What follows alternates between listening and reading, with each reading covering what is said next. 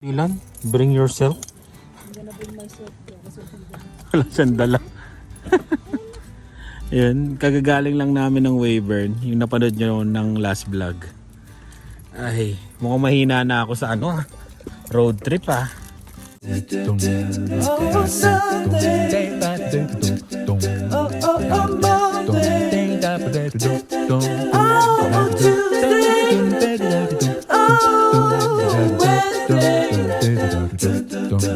Oh, Thursday.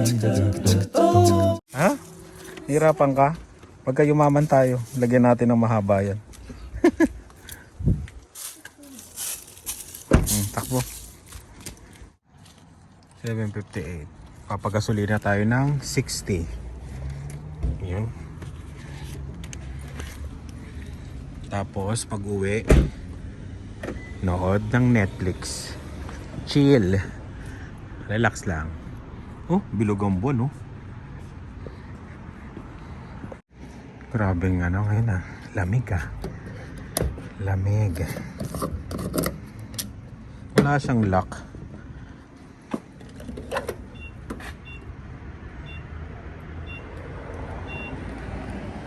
Regular.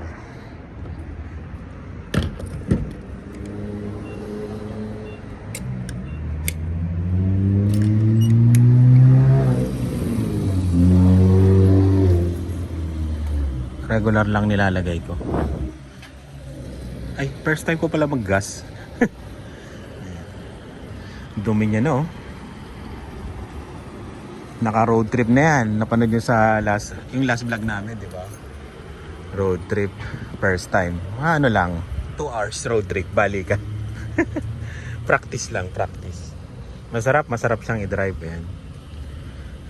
Yun, yung sinasabi nila na ano, walang asenso pag kumuha ng ganto ng sasakyan, ganoon talaga nagpupundar kami ng ano. Pagkatapos ito, sa tingin ko, ako hindi na ako bibili.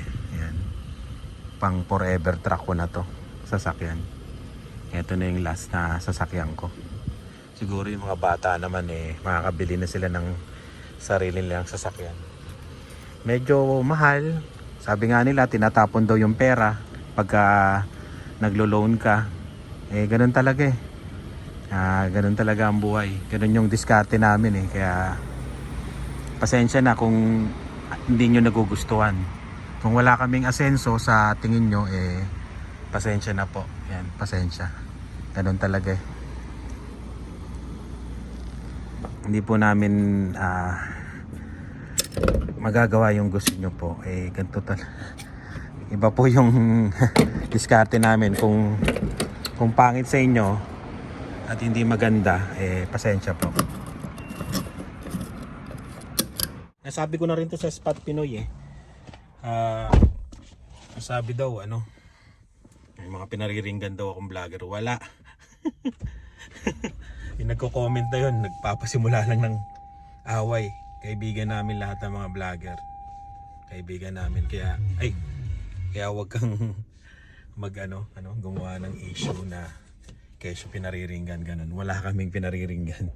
Ayan, sinasabi lang namin yung sa amin. Ayan, lahat ng mga vlogger sa Canada na kilala nyo. Pero lang doon sa iba na hindi namin kilala. Nakilala namin lahat yun kaibigan namin. Ayan. May mga tao kasing nako, ewan ko ba. Hindi mo na alam kung anong nasa isip. Diyan ka muna. Hindi pa ako nakakabili nung holder. Order ako sa Amazon. Sinenda ni Rice yung link Yan. Sundin ko sila sa Superstore kasi. May pinabili si Lian. Ayan.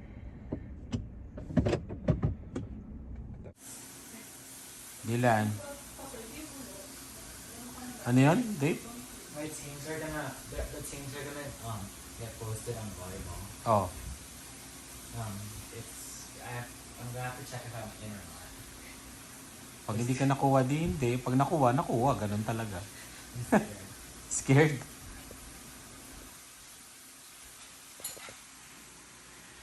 Ayan. Magpapasa ako ng mga para for editing. Tapos hanap tayo ng movie. Movie sa Netflix. Ganda ba to? Ay, puro ano pa lang to. Ito. Godzilla versus Kong.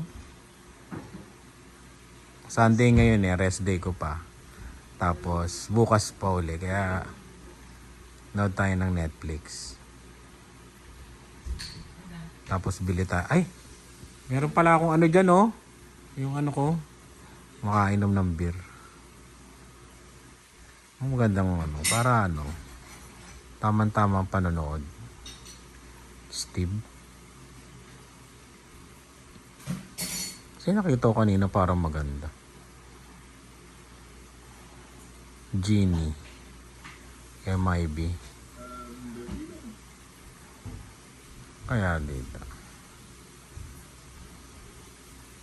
Uy. Nahilig ako sa mga ganti oh.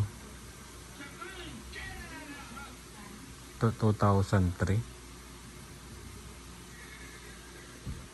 2 oras. Expendables. Ito maganda to, Signs. Panood ko na to dati. Good night. Love you. Hindi pa rin napalitan yung battery. Maaga sila matutulog ngayon kasi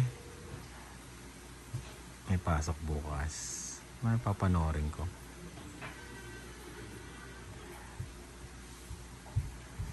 Ang gandang panoorin.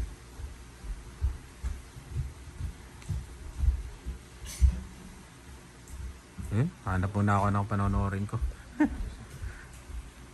Yun, good morning. So, pas tayo dyan. Ba't maliit ang lagayan natin? Ba't ganito kaliit? Isang order.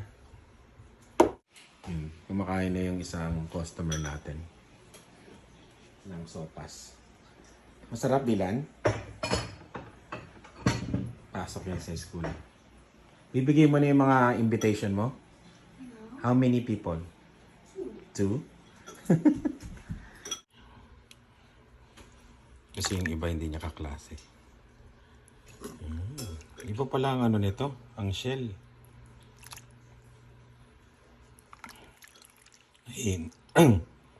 Nahigop na. Ang gusto ko dito yung sabaw eh. Nilalagyan ng repolyo to, hindi nilagyan ng repolyo nila ni.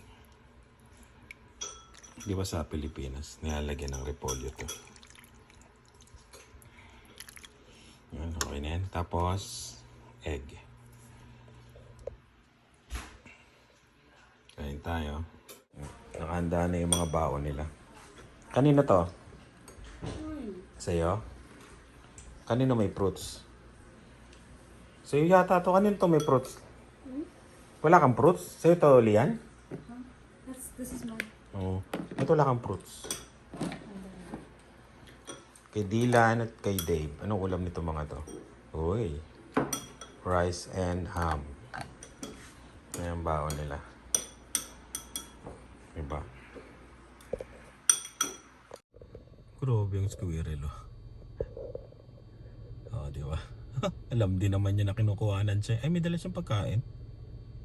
Dala ba siyang pagkain? Wala, hindi na ma-zoom tong iPhone. iPhone 12. Ayan, iPhone 12. Hindi na ma-zoom. Wala, pasensya na. Umalis na rin naman siya. Ay, oo nga, may pagkain siya. Ano yung kinakain niya? Yan o.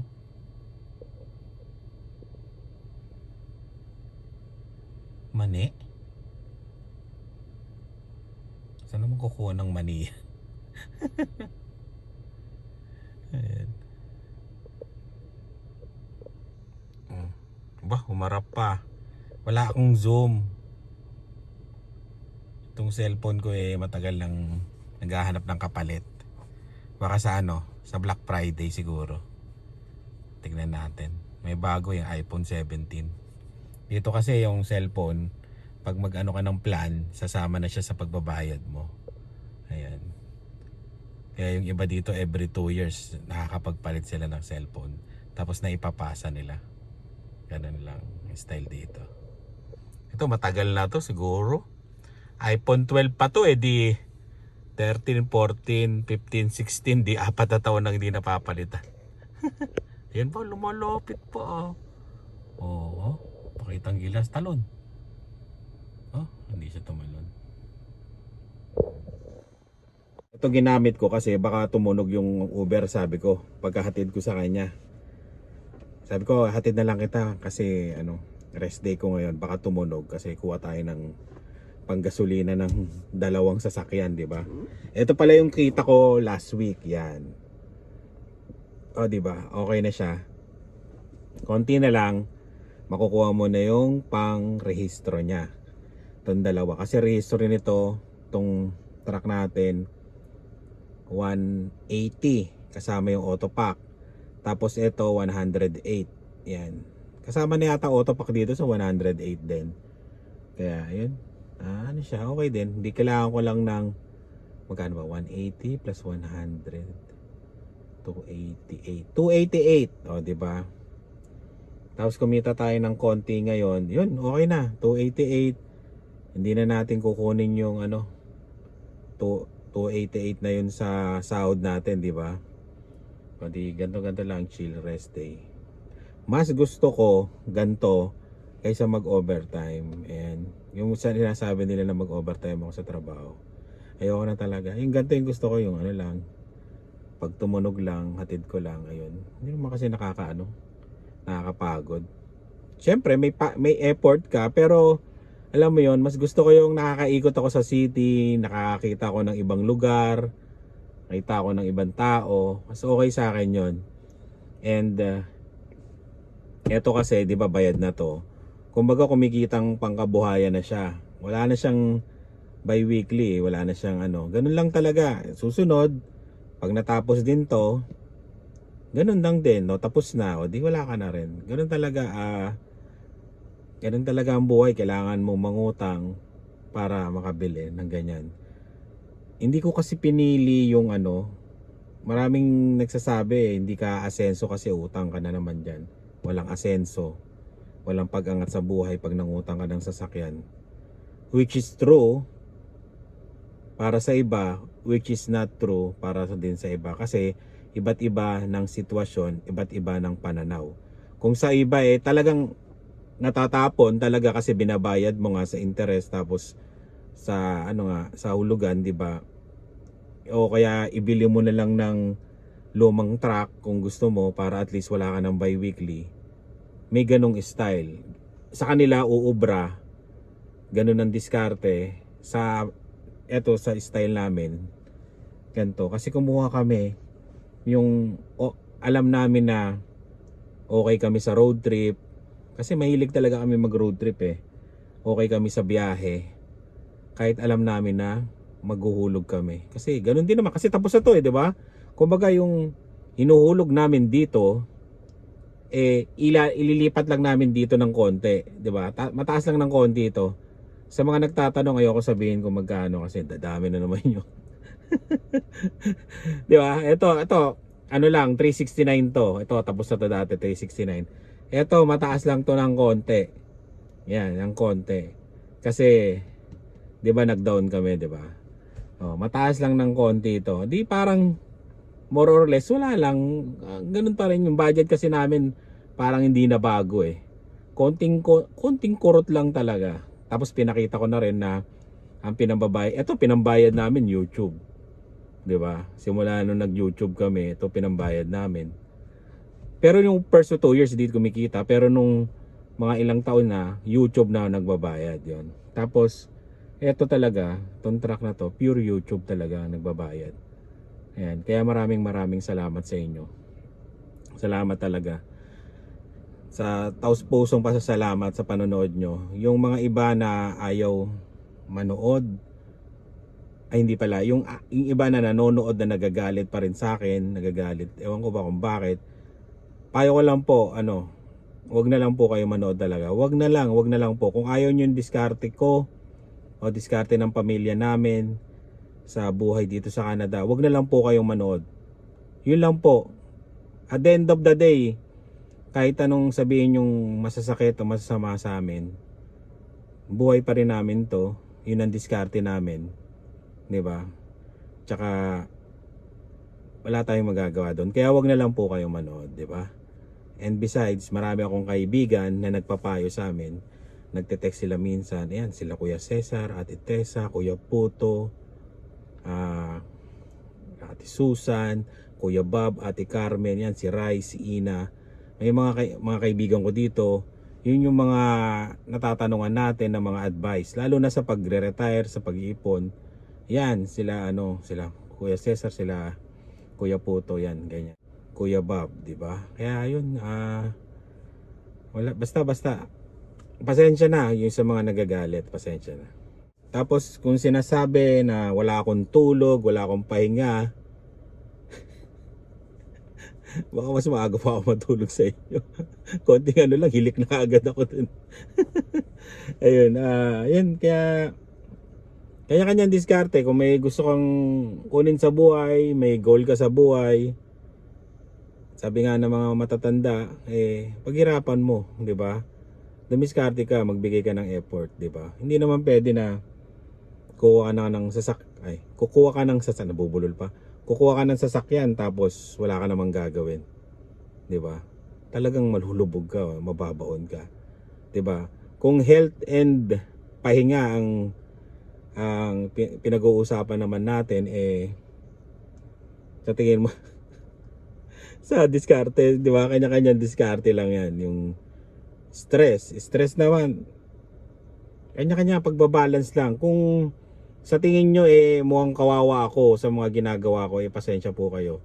Pasensya na po kung sa tingin nyo nagiging kawawa ko sa ginagawa ko na ganito, pasensya na po. Ayun talaga, ayun na squirrel. Yun talagang pananaw ko sa buhay, pasensya na po.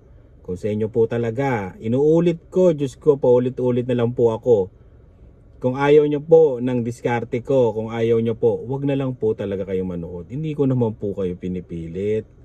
Di ba po? Hindi naman po talaga. Bakit po kasi paulit-ulit? Di ba? Hindi ko naman kayo pinipilit di ba? Wala namang pilitan. Di ba? Ang daming nagbablog sa Canada. Doon na lang po kayo. Yung mga iba po na nanonood sa amin, yung nakaka-appreciate ng ginagawa namin, nakaka-appreciate ng mga diskarte namin, yun po yung pinapasalamatan namin na talagang maraming salamat. Pero kung puro galit at hinanakit sa buhay ang nararamdaman nyo pag nanonood kayo sa vlog ko, ilang beses ko nang sinabi to sa vlog, huwag na po kayong manood. Ako na nagmamakaawa sa inyo, huwag na kayong manood. Huwag na kayong manood. Kasi, ewan ko ba, ako kami masaya, tapos kayo malungkot, puro di ba, puro sakit, ewan ko na sa damdamin ng nasasabi nyo, di ba? At the end of the day, naman naapektuhan din kayo, di ba? Kaya wag na po. Yun lang. Sa walang asenso, pasensya na po, ganun talaga. Ganito po yung style namin para makapagpundar po paunti-unti. Wala po kaming pang-cash ng talagang sobrang laki na pera para dito. Konti lang po yung kaya namin. At chunk ng presyo nitong dinown namin. Kaya yun, para naman. May nagsasabi pa na, hindi yan ano yun? Parang wala kang alam, ganyan. Hindi yan luxury car, yung sasakyan mo. Hindi na, wala naman po kami sinasabing gano'n.